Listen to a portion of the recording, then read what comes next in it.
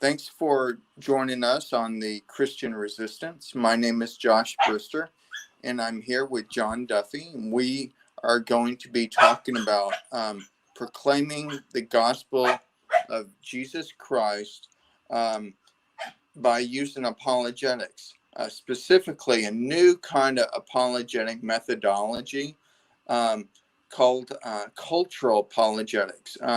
John, you're new here, and I want to say I appreciate so much you coming on. Apologetics is so important, defending the faith, and you're so bright. Thank you so much for coming on. Would you like to just briefly introduce yourself? Yeah, I am John Dunfee of Wolves Doe Apologetics. Used to be JMD Apologetics 101, but we found a higher purpose. Yeah, I'm really a nobody. I just like doing what I do at my channel. I do a little martial arts. I'm a college student. I got one more semester. That's about all I got going on right now. Nice. Before we go on, may I ask you what degree you're getting, or what your area of focus is in your college studies? Biblical studies and philosophy. Oh wow, that's awesome, and thank you for coming on. That's right up, that your expertise will be very valuable for this channel, and the main goal of this channel is the proclamation of the gospel of Jesus Christ without embarrassment, being bold. And thank you so much for being on. And before we go on, we have something in common. And we were talking about this before we went live. We both used to practice martial arts, and in fact, the same kind of martial art. Yeah, Tang Sudo, wave the Chinese fist. Yeah, and it's a Korean martial art, right? Yep. Yeah, it is. That's so nice, and I think martial arts, I think it teaches a lot of discipline, and a lot of calmness. I don't know if you're familiar with another martial art, jiu-jitsu, Brazilian jiu-jitsu. I do. I did like a month of Brazilian jiu-jitsu last month, so I am. Oh, great. That also teaches discipline. So many of these arts, if you go to them, and it just shows the commitment level, and I think it's really good to get a person to focus on that. Thank you. Anyway, I lost my train of thought. Okay, John, cultural apologetics. Now, I recently watched an interview that you did with Dr. Paul Gold. Am I saying his name right? Yeah. Okay. That or he wouldn't have corrected me if I was saying his name wrong. So I think you got it right. Okay, and that was a great interview, by the way. Thank you. Yeah, I really liked it. I really liked your questions and comments, and his comments and answers and so forth. And I really think it's a great methodology. What is cultural apologetics? How would you define that? And it's kind of difficult for me to understand it, or to define it. I think I use that in a lot of my, dialogues and something. But how would you define cultural apologetics? Yeah. So normally in classical apologetics or even presuppositional apologetics, they usually just use the true and the good. But in cultural apologetics, we add in the beautiful, or aesthetics. And culture, a good definition of culture is a human artifact. And a lot of the time, human artifacts can just be reciprocations of the beautiful, which is something that we take as objectively good. Every Christian should, at least. Objectively good and real. So what we do is we use aesthetics, which I define as crap. What is my own definition of aesthetics? I need to pull it up here. But it's something like, I gotta know this on top of my head. Give me a second. And please excuse my two dogs barking. My wife is doing something that they're barking, so please excuse me. Their names are Honey and Sugar. Nice. So I have true aesthetics is an expression of truth that reaches one's deepest self. And an example of this would be like the argument from Desire, C.S. Lewis's argument. Every desire has a correspondent thing that satisfies it. Everyone seems to have this desire for something greater, purpose, and heaven. And Christianity best answers that because one, it is true, and two, it satisfactory answers those deepest needs. And this is, I take another evidence for Christianity that it's often pushed away that these deepest problems and deepest self issues that seem to be only resolved in Christianity, those are just brushed away as psychological issues or some sort of the reductionistic view, and yet they're the most powerful experiences we have. Yeah. And that's one approach of cultural apologetics. Basically, it's taking these human artifacts, these expressions of truth that relate to one's deepest self, and showing how Christianity is the most desirable that satisfy those needs. And it takes into reason and the normal apologetics. So I like to classify myself as a cumulative case or a cultural cumulative case apologist because we take in everything. We take in the whole shebang, not just one piece of it. Mm-hmm. I've often tell people, and I've thought about this, I've been studying apologetics for a while now, over 20 years, and I'm not sure what type of apologist I am anymore. I think there are good things to each, but this cultural apologetics, I love it because it shows that we have as persons natural tendencies to seek the good, the true, and the beautiful. I often say when I'm dialoguing, we can give examples or describe things, but it's hard to pinpoint the true, the good, and beautiful. And I think a humble approach is looking at Jesus, the person of Jesus, and who he was in the resurrection, to show that the good, beautiful, and true reside in a person. The logos is what gives words their meaning, sentences or utterances, what gives the final telos of man, of mankind, its ultimate fulfillment. And this cultural apologetics, I often point out to someone I've studied quite a bit, a person by the name of Thomas Reid, an 18th century Scottish Presbyterian philosopher and mathematician. And he uses that we live as though God does exist. We presuppose certain things about reality, and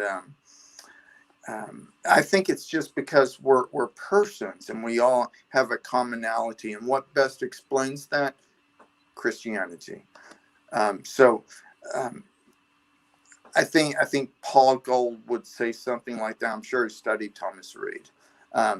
But yeah, I'm sure he has too. I have his huge book on the intellectual powers of man. The intellectual powers of man. I think everyone should read that. I just started studying or looking into some of his interviews, and that's really good.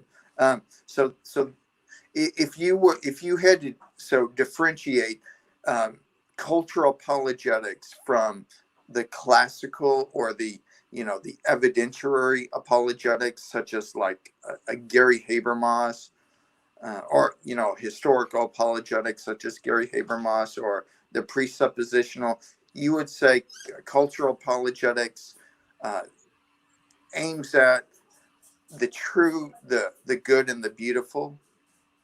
Yeah, on a not a deductive one-step approach, which some presuppositionalists may add in the beautiful to their you need God as how do they usually put it? Well, God is basically like the basic axiom for all things. So God would solve all philosophical issues, the one and the many, the necessary preconditions for intelligibility, and they may add maybe they add the beautiful into that. They try and do it one step to Christianity. I just don't think it works that way. And I've talked to some presuppositionalists who I would just classify as a cultural apologist with a different epistemology.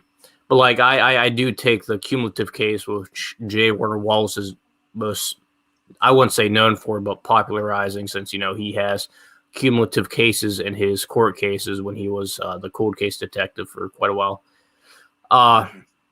So what differentiates at least this approach from, let's say, classical apologetics? They start with metaphysics, theism, and then go to the resurrection for Christianity.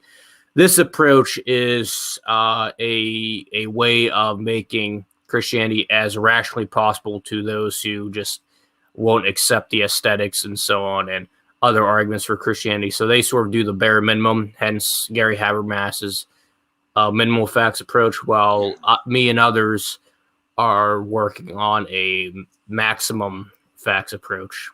I say me and others, I mean some of my friends who may contribute to my stuff with that. And then the evidentialist, of course, just focuses on historical evidence for Christianity. While I say, you know, it's people's intellectual duties to go beyond such biases. So if I think something is evidence for Christianity, I'll give reasons for why. And if your worldview contradicts that, I'll show, okay, I think your worldview is in confliction with something that's just evidentially true. So I take everything into account. But I get the approach. They aren't saying that these other arguments aren't good arguments for Christianity. They're just going to say they're less effective to the non-believer. Yeah, that's why I really do like that cumulative case approach and the cultural.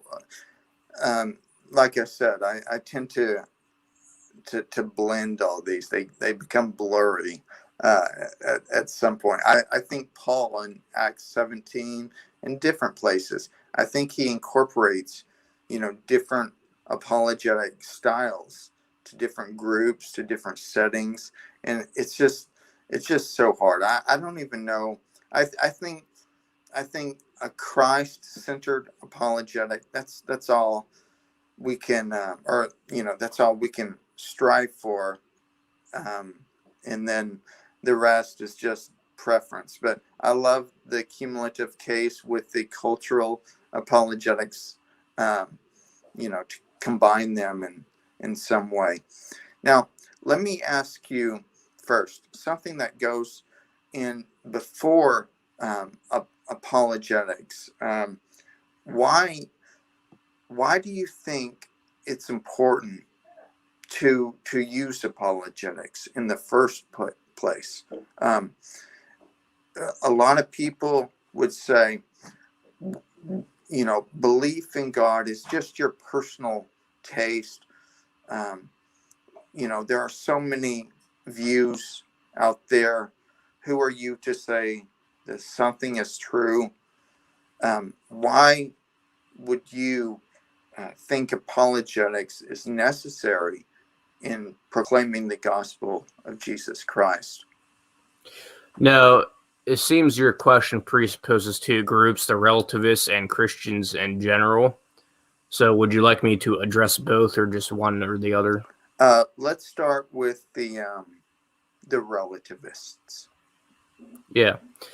I think they have some points, meaning, you know, what the church has done. I think we've set up relativism great because there is no apologetics.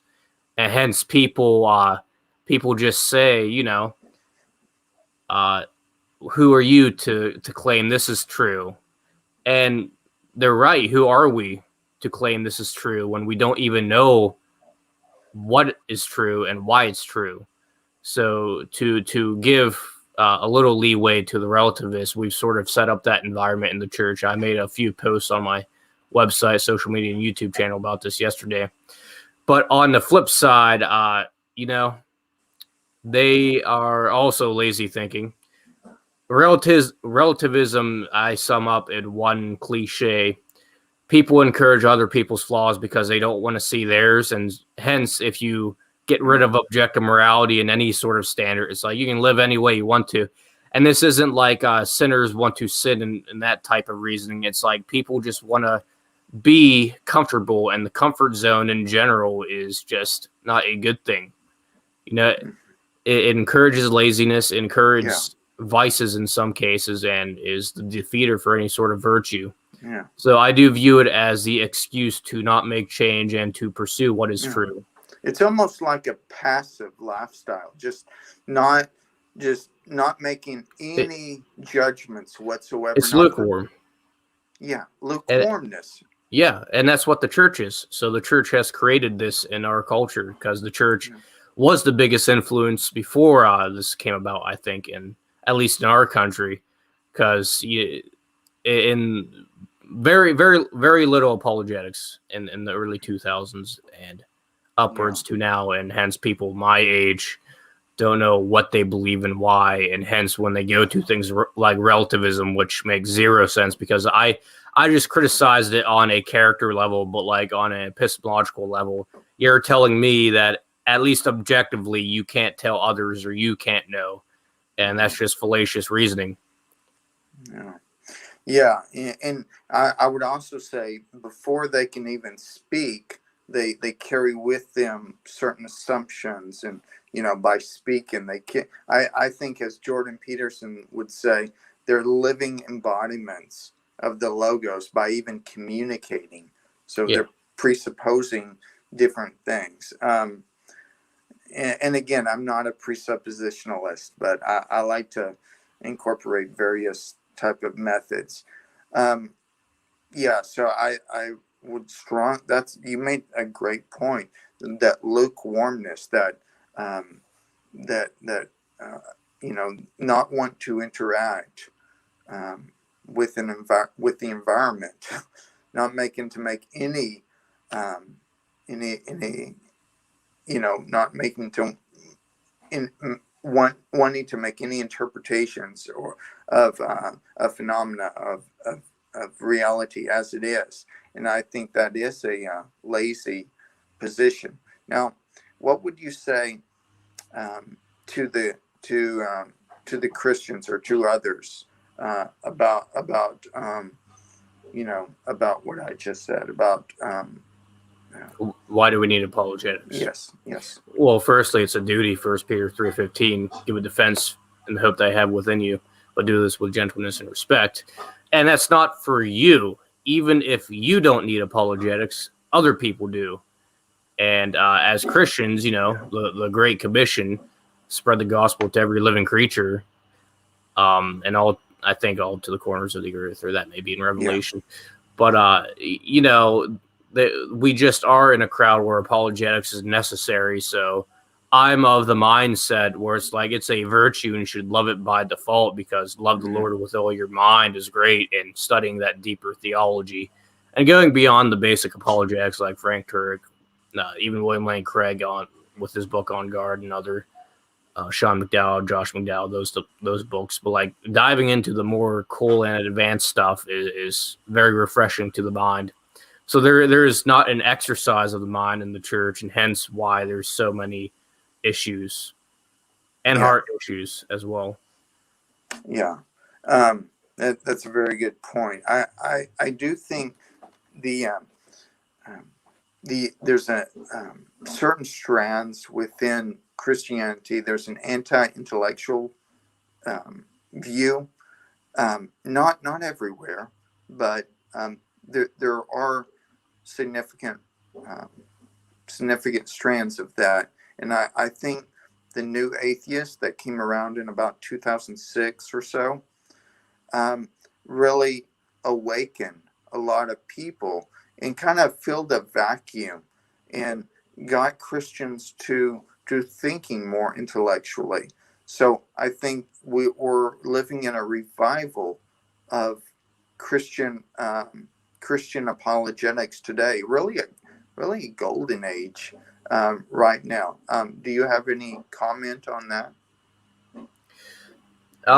Yeah, I would just say I think the church, I think the evangelical church has created the new atheist movement because we've given plenty of reasons. Well, I won't say we because I'm not part of that church, but they have given many reasons for why people my age would find very unconvincing arguments like from the God delusion convincing because that's all that is really offered in society, and the person who participates the most is going to seem like the most reasonable, and when they're confident it's like, oh, that just makes it even more desirable, you could say, to one's lost mind.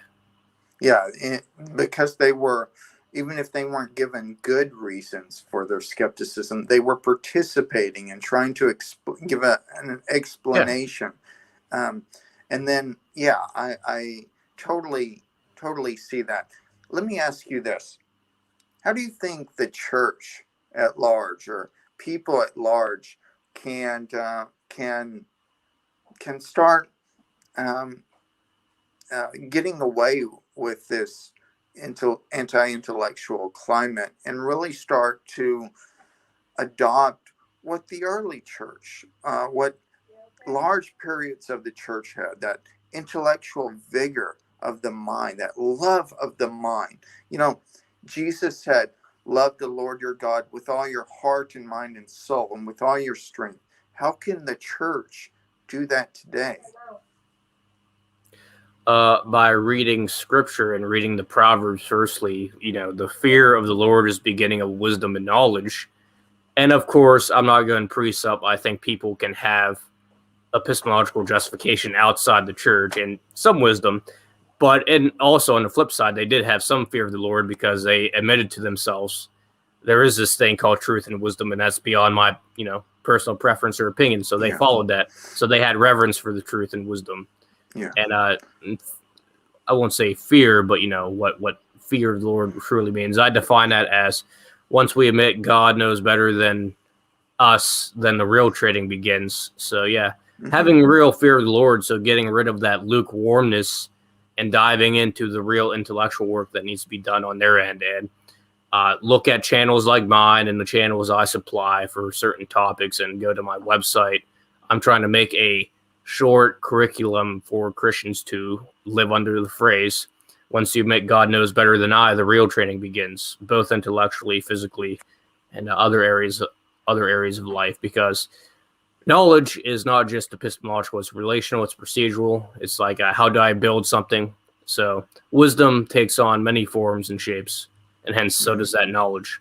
But the epistemology is pretty cool and is needed. Yeah, that's great. I often like to say it comes from a prideful, and I think Dr. Paul Gold talked about this, a prideful heart, and we need humility to say, well, perhaps my perspective isn't, all that there is to figuring out reality. Perhaps we should step back and look at history and look at church tradition, and especially look at the New Testament and the book of Proverbs and the Old Testament, and how it influenced countless people throughout the ages. I always say this: perhaps before we try to make history or rewrite history or make reality in our own image, perhaps we should have some humility to look what has got us here today. So I think that's kind of an Edmund Burke, Jordan Peterson type approach. And I think that really replies to a lot of the skepticism and radical individualism that a lot of people share, that, it's just my interpretation, or truth is just my interpretation. I think that's that humble approach, I think, is a nice way to approach reality. What do you think about humility? Do you think humility can help us um, uh, confront these issues and step back, and maybe it's not all about me. Maybe my skepticism or my doubts, maybe having humility, um, and knowing that even though I can't pinpoint truth, beauty, or goodness, maybe those things really do exist outside my mind. What do you think about humility as an approach? Those who humble themselves will be exalted, and those who exalt themselves will be humbled. I think that applies to knowledge as well. As a Yeah, philosopher, I think pride and humility are actually epistemological virtues and vices that can actually shape where your beliefs will land. If you have pride, yes, you could write books and books on a certain belief, and of course, that pride doesn't make that belief false. Or I'm not going for a genetic fallacy, but what that pride will do, pride is like the ultimate confirmation bias. You've set out to prove something you haven't even proven yourself yet. So yes, humility, being open, humbling yourself, knowing, I really don't know that much here. I should probably learn from the experts, because when you do martial arts, I always love this analogy. Uh, some of it seems silly. It really does, but you don't understand the purpose of it, like horse riding stance in Tang Sudo. It seems silly. I would never use that in an actual fight. What it's for is building strength in your legs. It's an exercise. It's a practice. And without that humility of like, I should probably find out what this is for than going off my first prejudgments of ignorance. Yeah, because of that, I learned what it actually is for. And that yeah, very much applies to knowledge and knowledge. And it's a virtue of wisdom itself because it's actually a propositional state of mind. It's like, I don't know enough about this. I probably should. And you go and pursue the right sources with humility. You don't make true or false propositions until you have at least some information. So yeah. yes, humility is the key to knowledge, I say, and well, most certainly wisdom.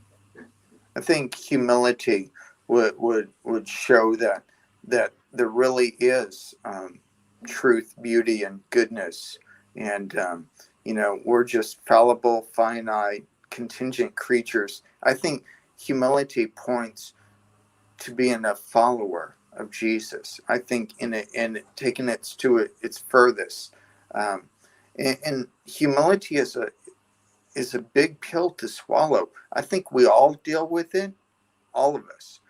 We all deal with humility and pride.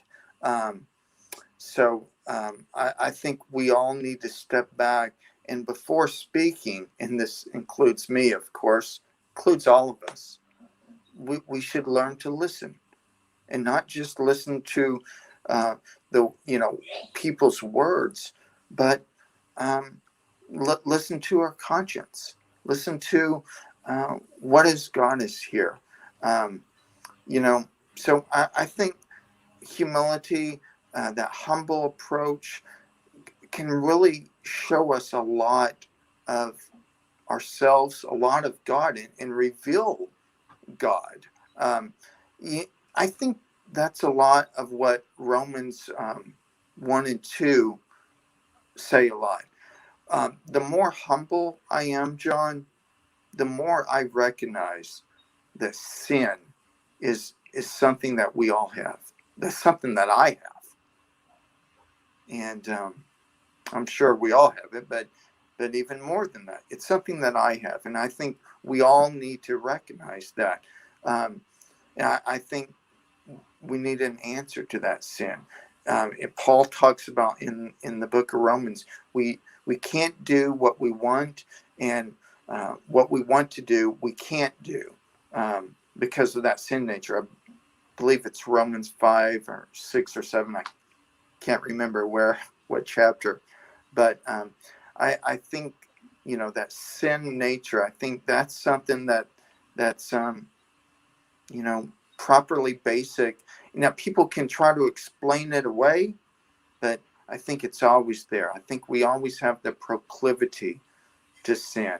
And I think that often hampers our ability to see clearly. Um, how would you incorporate a person's sin or noetic quality of sin to seeing the world clearly, or to perceiving God clearly. John, what would you say to that? Are you saying how should we respond to the noetic effects of sin so people can see God more clearly? Or how should we but also how can we communicate that um, that sin, the presence of sin in all of our lives, why we need humility, why we need a redeemer because of that sin? How would a cultural apologist incorporate sin into the overall case for Christianity? Okay, that's a good question. Well, we can definitely go to psychology, not just the Bible, and show that yes, there's very much sin in general. This is a controversial statement, but I think a lot of mental disorders are just descriptions of how people handle their issues wrong, because everyone has issues.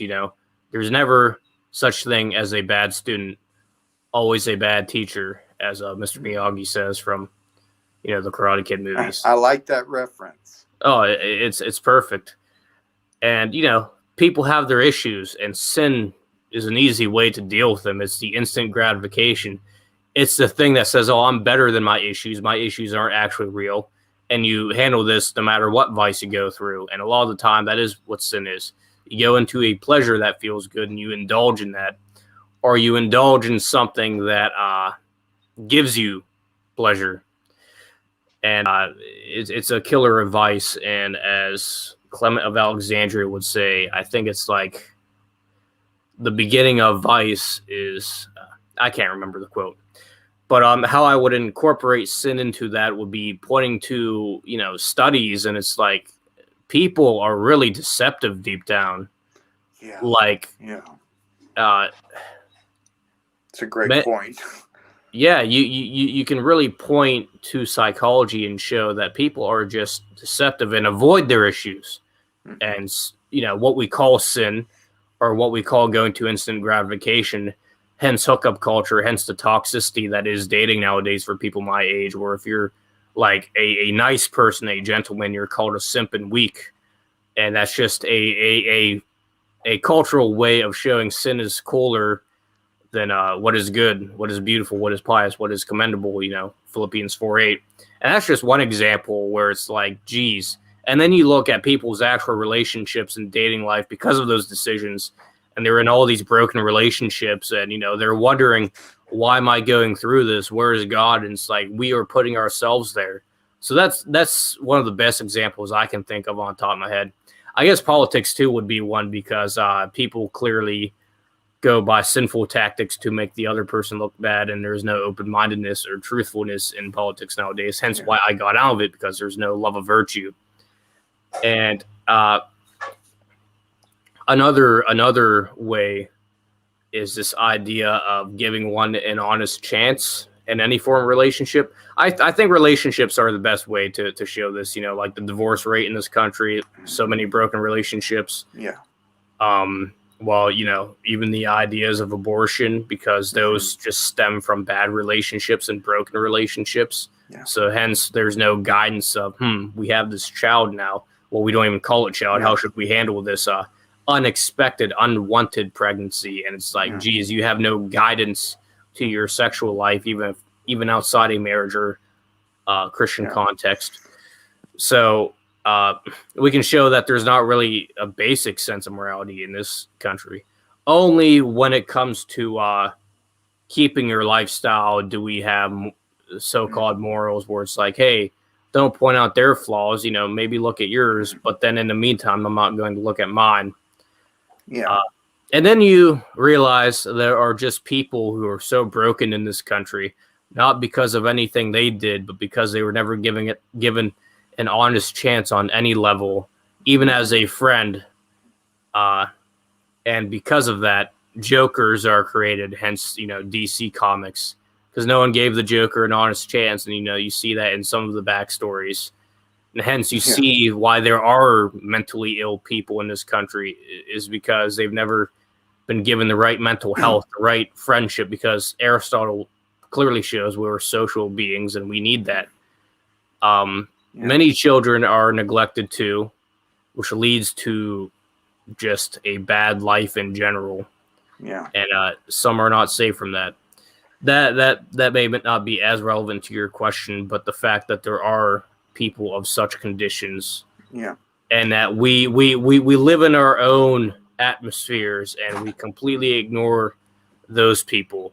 And I forget who said it, but you can tell a lot by a person or society by how they treat the people who have no benefit to them. And that phrase there, no benefit to them, I think describes morality perfectly, because people only are tribalistic when there's common benefits that need to be defended.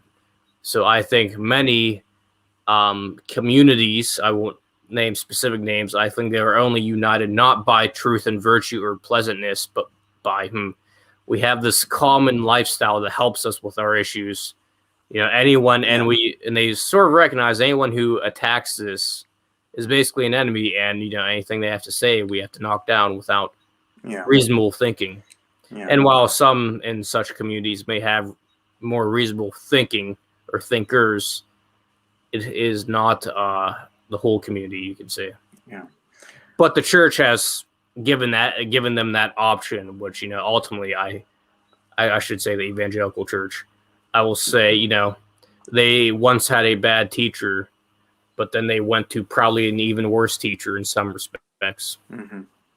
Yeah, that's I think that bespeaks the need for tradition and history, and not trying to make things in our own image. Yeah, that's basically idolatry. Money could be an image, even an idol, like money, power, and sex are these idols, these false gods or god substitutes that a secular culture seems to indulge in. I try my best to use language that doesn't sound cult-like, even though you are correct. But like to an outsider mind, they're going to be like, "Oh, you're a cult." No, what idolatry is, and this and the way of putting it that's expressible to others is it's void filling.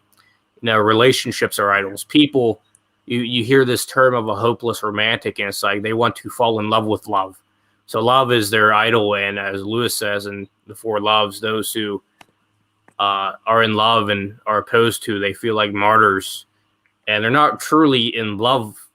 They're just in love with love, or they're just using another human being. That's what this culture is, using another human being to satisfy yourself, so you don't have to do the work you must do to get the right life, to get the excellent life. And that is a lot of the time what sin is, going back to the question, is pursuing against right reason, against the life of excellence. And the life of excellence is living in accordance to reality, and to know that you need knowledge and wisdom, and hence going back to fear of the Lord. Yeah, and that's that humility. Yes. And some people pursue that correctly in the Proverbs, which I call salvation for the Gentiles, or other wisdom literature. And, hence they have good lives. So, it's not, and going back to the basic apologetics point, people aren't going around chopping each other's heads off because they don't believe in God. They're not doing that because there is such a thing as wisdom and logos, and there's an actual justification for it. But, in the epistemological side of things, they just don't have good justification ontologically and epistemologically for how they can live a life of wisdom, and hence a different and maybe a new form of the moral argument. Yeah, they try to live according to norms that have been implanted by this natural law perspective, and that's great. But this natural law perspectives, taken to its logical conclusion, shows you that mankind has an ultimate destination, and I think that destination shows that theism is, or Christianity is true. The love for one's neighbor for the neighbor's sake, not treating them as a means to an end, but treating them as an end in themselves. And what holds this together? Because we are created in the image of God, not just automatons that are a bundle of perceptions and a congery of of Hume, organisms. Yeah. that sounds like Yeah. Hume's bundle Yeah. theory. Yeah, that's definitely David Hume. I brought that up in many of my dialogues. We're not simply like that, but we're meant to live in community because we're created in the image of God, because there's something that unites all of mankind. I think Christian theism gives a better understanding of the person, not just as an individual, but as a person in a group of other believers, that authentic community.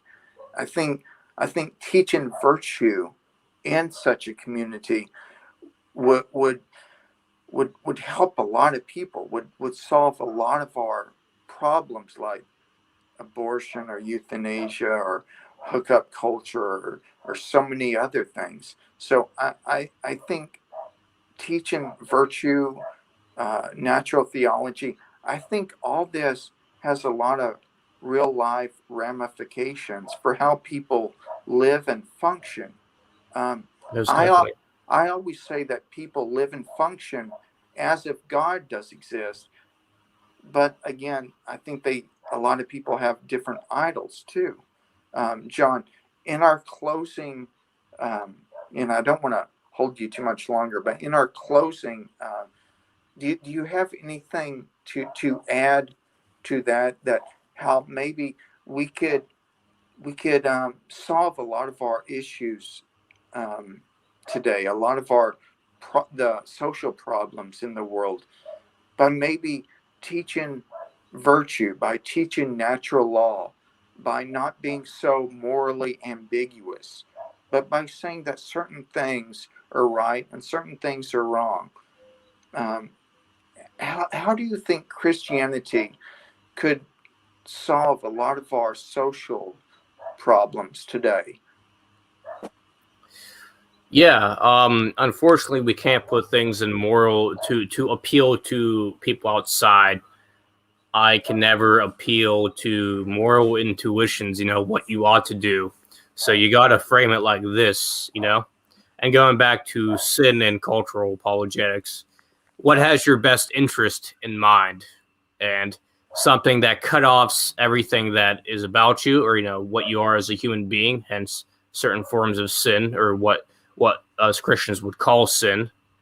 um I'm speaking in terms of the non-believer. So in their mind, if you call it sin, they're going to be like, oh, I don't hate God and all this. Sometimes sin isn't just these deliberation Mm-hmm. of minds and you just want to do this. Sometimes they are genuine mistakes or just bad epistemology. And everything contrary to right reason is sin, as Clement of Alexandria says. I always remember that quote because I love it. Mm-hmm.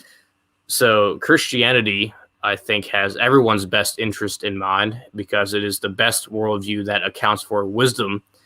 And strangely enough, where wisdom becomes embodiment by the logos of Christ and Yeah. lived out for human beings to see. And Christ has Became everyone. Oh, I was just became going. one. I'm sorry, but became one of us. I Yeah, think that's such a great example that the God who created us dwelt among us. So it's so close relationally. I think that's a good argument for the incarnation. yeah. It's as Paul Gould explains.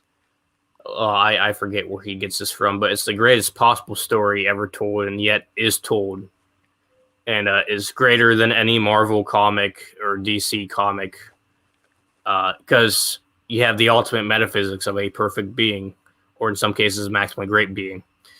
So, Yeah. uh, Yeah. this being becoming man for us to understand what it means to truly live as a human being because we suck at it already. Yeah, that's pretty cool.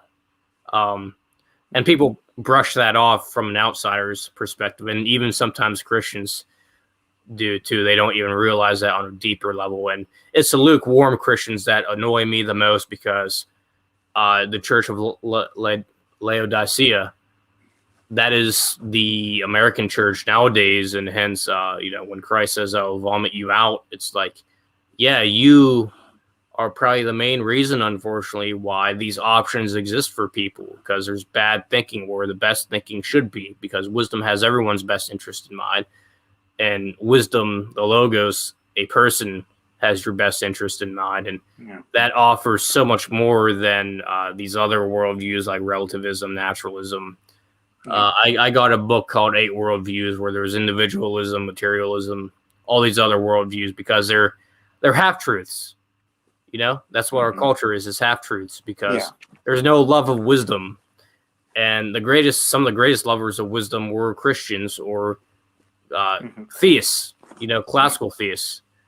And the Enlightenment, you know, there's some good thinking, but like classical philosophy of love of wisdom just isn't there in some cases, just mostly epistemology, because ethics gets all scattered all over the place. And it's like, you messed up a already good category that was already justifiable for its own epistemological sake. And I think human wisdom, there's a lot of great things in it, but it gets you only so far. I think it can get you to show that God does exist through natural philosophy, natural revelation. What do you mean by human wisdom? Like the wisdom of the Stoics, for example. The Stoics or Aristotle. Yeah, Aristotle was definitely not a Stoic. I would claim that. I said or. No bad. No problem. I would just emphasize that I'm an Augustinian, so all wisdom and all truth is God's. So no one is an originator of wisdom, let alone truth. Yeah, they're just lovers of it. Yeah, but I think this apart from Christ, it gets you so far. But there's a decision. They all point to Christ. They all point to Christianity being true, but we all, in humility, need to make, as Soren Kierkegaard said, a choice, an ultimate decision. And, we all need to make that decision. Are we going to follow the logos, take a step of reasonable faith, or live by the faith in our own idols? Like, I always say this, like love of mere reason or sex, money, or power, or something like that. Are we going to put our love and trust in something that's transcendent, that holds together the good, the beautiful, and the true? And I think looking at the person of Jesus, how you talk about apologetics as relational, it really should be at the center of an apologetics, because it just shows that all that we can relate, because Jesus was also a person. It just, if it just for that, I would be a Christian, even if the evidence was 50-50, because of that relational viewpoint, because he is a person, and because we are persons trying to understand reality, and he went through it also. So I think, I don't know where I went on this, but the person of Jesus, I think, needs to be at the center of any apologetics. Yes, Christian apologetics, Christ apologetics. I think when you said 50-50 and then you said the person, relationships, I think, are evidence for the existence of God, let alone Christianity. Yeah. But because of the epistemological fights we've gotten rid of, and I'm saying I have epistemological arguments for such things, but like they're in different categories. But because we've framed these debates in such a way, these categories are meaningless and are just pushed off like they're nothing. And yet they are the greatest experiences that we have. And we ignore that word experience. And while many experiences are true and have truth, even the littlest of experiences have some truth. So it's like when you get rid of that, and let alone the experience of like love, where you connect with another human being and create something beautiful, in its own category, which makes sense, but like because it doesn't fit a certain epistemological framework that only fits one category, and since you've classified that as all forms of knowledge, whoever you draw that from, you've robbed yourself of something that you're really asking for when it comes to Christianity, because many people who are in these debates are, asking, where's God? Why don't I have these experiences? Why can't God give me an experience, personal testimony? And it's like, well, you sort of framed it in such a way that God really cannot. Yeah. So people have robbed themselves of that by, I think, some forms of bad epistemology. Yeah. And I think also a person can experience God, like William Alston, his books, Perceiving God, has argued that we can perceive God, through religious experience, through that humble approach, but through religious experience, and unless and until there's an overriding defeater. And considering all the evidence for Christianity, it would have to be a large defeater, and I've never seen an atheist provide such a defeater. But I think we can experience God by the witness of the Holy Spirit. But that goes hand in hand with the evidence for Christianity and the philosophical arguments. So any Christians listening out there, you can't do away with apologetics. Reason and faith, they go hand in hand, and it's really about a loving and trusting relationship as persons. We're people. We have limited sense perceptions, and cognitive abilities are imperfect and limited. So I think that humble approach, taken as a cumulative case, shows Christianity to be true, to be the best explanation of all the data. I agree. I would say, though, if we somehow cannot have epistemological justification for such experiences, I'm not even talking about religious experiences. I'm talking about the realist experiences of love, of the beautiful, everything that every human being everywhere experiences, but yet because of certain epistemological debates where you've cut yourself off from those experiences and completely ignore it and call them irrational, even though you're calling the majority of people who live in reality irrational, experience reality irrational. I call this the philosopher's wager, where, okay, let's rule in favor of those experiences versus certain epistemological categories that just don't fit in one framework. Because experientialism is not a overall epistemological system. I take all accounts of epistemology and certain categories. And Thomas Reid talked about this when, in response to Hume, he says, about Hume's skepticism concerning causality. He says it's basically like a hobby horse. When a man is takes a horse and rides to his contentment, but just when it comes to the marketplace of ideas, any person would think he's would never leave him alone to on his own.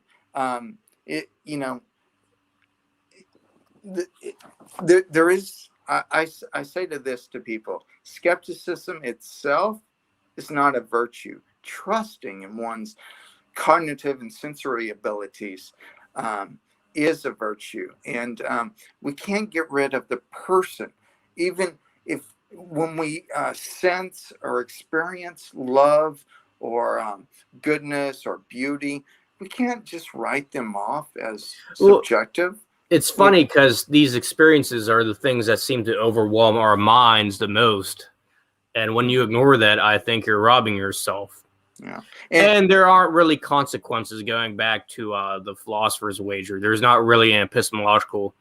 The only supposed consequences come in is when you give it the religious route. But like, if you do it with shrewdness and harmlessness, love can be if you just assume not assume, but wager it's its own category, unless you're not as rational as you should be falling in love with the wrong people, you can have something beautiful for yourself and have meaning to it, and you can wager for that in favor, because it's not so much you're choosing your belief, it's like you're accepting an experience as what it is, and that most certainly is a choice. Yeah. Well, I think that the naturalist, just by participating in lived life, is making a huge wager by infusing meaning, and value and purpose in his own words when he even declares his skepticism of Christianity. I think the presence of God is a living reality to us, and because we are persons, and I think we can give good arguments for why love, beauty, and truth, beauty, and goodness exist, and that transcend our mere cultural milieu, or mere imperfect examples of love, or goodness, or beauty. That they point to something, a standard of those things, and there's something that needs to combine those things: love, beauty, and goodness, and that is transcendent ultimate reality, or God. I think cultural apologetics is a great argument, a great methodological approach to apologetics and to evangelism that we all need today. Do you have any last words, John? I'm sorry. Yes. Okay. I think some Christian apologists have been convinced of, or have brushed away this approach, and what we've talked about with love and those experiences and the beauty, and they've sort of pushed off these as nice experiences or emotions, but not real categories in which that actually interact with the human mind, and causes curiosity of the human mind, and hence why wisdom also has the beauty in it, because you wonder about the stars. Yeah. And the silly naturalist explanation is your brain over millions of years, even though I do believe in theistic evolution, but your brain has somehow diluted itself into aesthetics, while it's like, no, something about the stars has something intrinsic to it that just makes a human being wonder, and hence perceive truth. And the naturalists are stuck in, I say, Alvin Plantinga's argument against naturalism when it comes to that fallacious reasoning. But because Christian apologists have definitely spent too much time with this category of argument, I think their minds have sort of been swayed off from, real wisdom and real good reasoning, taking those experiences into account with the right epistemological systems. Because in some epistemological systems, they make perfect sense, and in others, they don't. Like, for example, if you have a wife, you're not going to be a foundationalist, an internalist, or externalist, or any of these things. You're just going to deal with the category as it is, and yet when you do that, it seems to work out. Or with martial arts, it's something you can actually do, and yet there's a different epistemology to it. And that direct experience, yes, that approach, that's what Thomas Reid, that Scottish philosopher, argued for, that direct perception. That's why I always use perception in some of my dialogues, and because I really think we cannot get rid of these person-centered things. Yeah, it does become, one point I think we can grant is like making metaphysical claims from such experiences, because the metaphysical claims is where the deduction or induction comes in. But like, from wandering from the stars, you don't immediately get God, or those metaphysical claims. The stars bring out the wondering because you're having a real experience of reality, and then you start asking, why is reality the way that it is? And then you start asking the right questions in those epistemological categories. And then in certain experiences, I think you could maybe argue from already metaphysics and say, this is best explained on an inductive level from this metaphysics. But with the experience and the right metaphysics, you have the right case.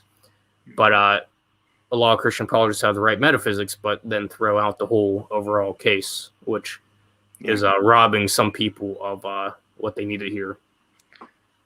Because a lot of apologists have good, or a lot of criticism of apologists from the church can be correct, where it's like you're trying to throw people into these epistemological categories and trying to make them think on a level that, firstly, they're not going to because they don't want to, and secondly, they just have different experiences and different epistemologies in the reality they live in, because sometimes we live too much in the books. Yeah.